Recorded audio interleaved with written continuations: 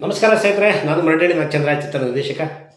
ಸ್ನೇಹಿತರೆ, ಈಗ ಇಡೀ ದೇಶದಲ್ಲಿ ಎಲ್ಲಿ ನೋಡಿದ್ರು ಈಗ ನೀಟ್ ವಿಚಾರವಾಗಿ ಚರ್ಚೆಗಳು, ಗಲಾಟೆಗಳು, ದೊಂಬಿಗಳು.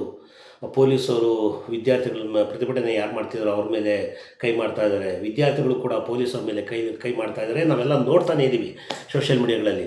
ಆದರೆ ನಮ್ಮ ಭಾರತ ಚಿತ್ರರಂಗದಲ್ಲಿ ಅನೇಕ ಕಲಾವಿದರು, ತಂತ್ರಜ್ಞರು ಈಗ ಪ್ರತಿಭಟನೆ ಮಾಡ್ತಕ್ಕಂಥ ವಿದ್ಯಾರ್ಥಿಗಳ ಪರ ಧ್ವನಿ ಎತ್ತಿದ್ದಾರೆ.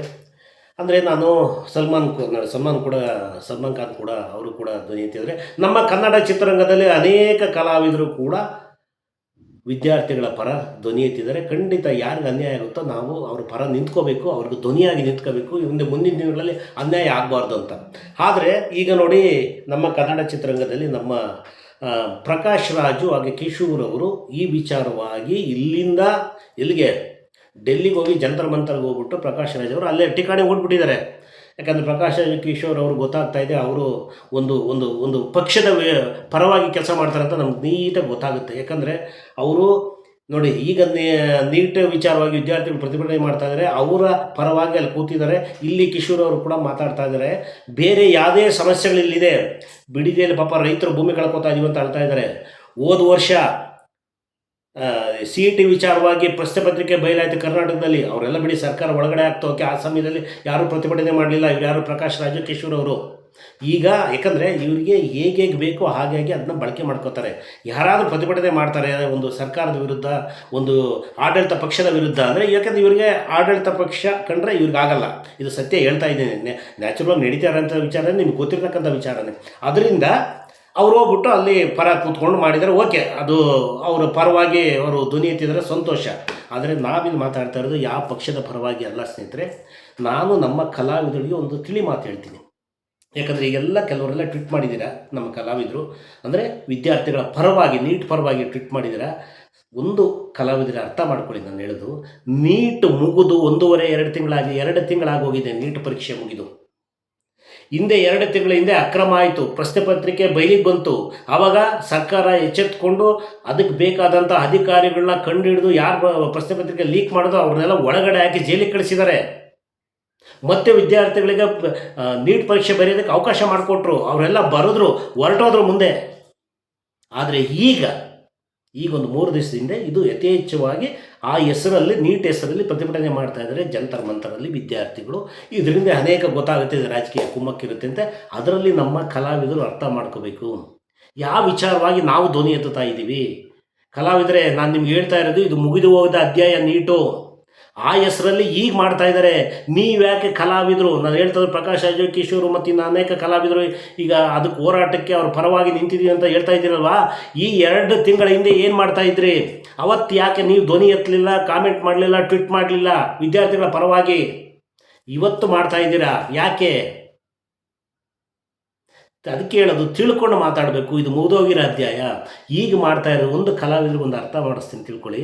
ಯಾಕಂತಂದರೆ ಈಗ ನಡೀತಾ ಇರೋ ಪ್ರತಿಭಟನೆ ನೀಟ್ ವಿಚಾರ ಅಲ್ಲ, ನೀಟ್ ವಿಚಾರ ಬೇಕಾಗಿಲ್ಲ. ಇದರೊಳಗಡೆ ಬೇರೆ ಥರದ ಕುಮ್ಮಕ್ಕಿದೆ. ಯಾಕಂದರೆ ಈಗ ಅಧಿವೇಶನ ನಡೀತಾ ಇದೆ, ಡೆಲ್ಲಿಯಲ್ಲಿ ಸರ್ಕಾರದ ಅಧಿವೇಶನ ನಡೀತಾ ಇದೆ. ಆಡಳಿತ ಪಕ್ಷ ಮತ್ತು ವಿರೋಧ ಪಕ್ಷದವರು ಎಲ್ಲ ಕೂತುಕೊಂಡು ದೇಶದಲ್ಲಿ ಆಗು ಹೋಗಿರ್ತಕ್ಕಂಥ ವಿಚಾರಗಳನ್ನ, ಕೆಲವನ್ನ ಬಿಲ್ ಪಾಸ್ ಮಾಡಬೇಕು, ಕೆಲವು ಬಗ್ಗೆ ಚರ್ಚೆ ಆಗಬೇಕಾಗಿದೆ. ಅದು ಈಗ ನಡೀತಾ ಇರೋದು. ಈ ವಾರ ತಡ್ಕೊಳ್ಳಿ, ಮುಂದಿನ ವಾರ ನಿಮಗೆಲ್ಲ ವಿಷಯ ಗೊತ್ತಾಗುತ್ತೆ ಯಾಕೆ ಇವರು ಪ್ರತಿಭಟನೆ ಮಾಡ್ತಾ ಇದ್ದಾರೆ. ಈಗ ಆಲ್ರೆಡಿ ವಿಷಯಗಳು ಹೊರಗಡೆ ಬರ್ತಾ ಇದೆ. ಅಂದರೆ ಇವರು ಪ್ರತಿಭಟನೆ ಮಾಡ್ತಾ ಇರೋದು ಖಂಡಿತ ನೀಟ್ ವಿಚಾರವಾಗಲ್ಲ, ತಿಳ್ಕೊಳ್ಳಿ ಕಲಾವಿದರೆ. ಇವರು ಮಾಡ್ತಾ ಇರೋದು ಬೇರೆ ವಿಚಾರಕ್ಕೆ. ಅಂದರೆ ಈಗ ಅಧಿವೇಶನ ನಡೀತಾ ಇದೆ, ಅಧಿವೇಶನ ನಡೀಕೂಡುದು ಅಂತ ಈ ಪ್ರತಿಭಟನೆಕಾರರ ಉದ್ದೇಶ. ಇದು ನೀವು ಹೇಗಾರ ಅರ್ಥ ಮಾಡ್ಕೊಳ್ಳಿ. ನಾವು ಅನಲೈಸ್ ಮಾಡಿರೋದು, ನಾವೇನಿಲ್ಲ ಯಾವುದು ಪಕ್ಷದ ಪರವಾಗಿ ಮಾತಾಡ್ತಾ ಇಲ್ಲ. ಯಾಕಂತಂದರೆ ದೇಶ ಅಂದರೆ ಈಗ ಪ್ರಧಾನಮಂತ್ರಿ ಅಂದರೆ ಎಲ್ಲರಿಗೂ ಪ್ರಧಾನಮಂತ್ರಿ, ಕಾಂಗ್ರೆಸ್ಸಿಗೂ ಪ್ರಧಾನಮಂತ್ರಿ, JDS ಅವ್ರಿಗೂ ಪ್ರಧಾನಮಂತ್ರಿ, ಎಲ್ಲ ಪಕ್ಷಗಳಿಗೂ ಪ್ರಧಾನಮಂತ್ರಿ ಅವರೇನೆ. ನಾವು ಜನಗಳಿಗೂ ಪ್ರಧಾನಮಂತ್ರಿ ಅವರೇನೆ. ಯಾರು ತಪ್ಪು ಮಾಡ್ತಾರೋ ಅವ್ರನ್ನ ಕಳಿಸೋಂಥ ಕೆಲಸ ನಾವು ಮಾಡಬೇಕು. ಈ ಪ್ರತಿಭಟನೆ ಯಾಕೆ 2 ತಿಂಗಳ ಹಿಂದೆ ಆಗಲಿಲ್ಲ? ಈ ಥರ ಪ್ರತಿಭಟನೆ ಯಾಕೆ ಅಂದರೆ ಈಗ ಅಧಿವೇಶನದಲ್ಲಿ ಒಂದು ಬಿಲ್ ಪಾಸ್ ಮಾಡಬೇಕಾಗಿದೆ. ಹೊರಗಡೆಯಿಂದ ಬರ್ತಕ್ಕಂಥ ದೇಣಿಗೆ ಹಣ ಬರ್ತಾ ಇದೆಯಲ್ಲ ಕೆಲವರಿಗೆ, ಈ ದೇಶದ ವಿರುದ್ಧ ಮಾತಾಡ್ರಿ, ಈ ದೇಶದ ವಿರುದ್ಧ ಕಲ್ಲೊಡಿರಿ, ಈ ದೇಶನ ನಾಶ ಮಾಡಿರಿ ಅಂತಂದ್ರು ಕೆಲವರಿಗೆಲ್ಲ ಫಂಡ್ಗಳು ಬರ್ತಾ ಇದೆಯಲ್ಲ ಹೊರಗಡೆ ದೇಶದಿಂದ. ಅವು ಈಗ ಸ್ಟಾಪ್ ಆಗುತ್ತೆ ಇನ್ನು ಕೆಲವೇ ದಿನಗಳಲ್ಲಿ. ಆ ಹೊಟ್ಟೆ ಉರಿಯಿಂದ 5ರಿಂದ ಒಂದು ಗಲಾಟೆ ಆಗಬೇಕಾಗಿದೆ. ಅದು ಈಗ ಒಂದು ಸೂಕ್ತ ಸಮಯ ಅಂತ ಗಲಾಟೆ ಮಾಡ್ತಾ ಇದ್ದಾರೆ.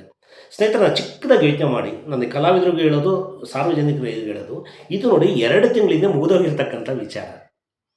ಅದಕ್ಕೆ ಕೇಂದ್ರ ಸರ್ಕಾರ ಏನು ಮಾಡ್ತು, ಅವ್ರನ್ನೆಲ್ಲ ಒಳಗಡೆ ಹಾಕಿಸಿ ಮುಂದಿನ ವರ್ಷ ಈ ಥರ ಆಗಬಾರ್ದು ಅಂತ ಅವರೆಲ್ಲ ಬೇರೆ ಪ್ಲಾನ್ ಮಾಡಿಕೊಂಡು ಅದನ್ನು ಕೂಡ ಒಂದು ಪತ್ರಿಕಾ ಪ್ರಕಟಣೆ ಮಾಡಿದ್ದಾರೆ.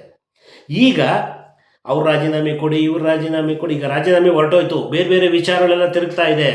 ಅದಕ್ಕೆ ಹೇಳಿದ್ದೆ ಸ್ನೇಹಿತರೆ, ಇದು ನಮ್ಮ ಭಾರತ ದೇಶದ ವಿರುದ್ಧವಾಗಿ ನಡೀತಿರ್ತಕ್ಕಂಥ ಪಿತೂರಿ.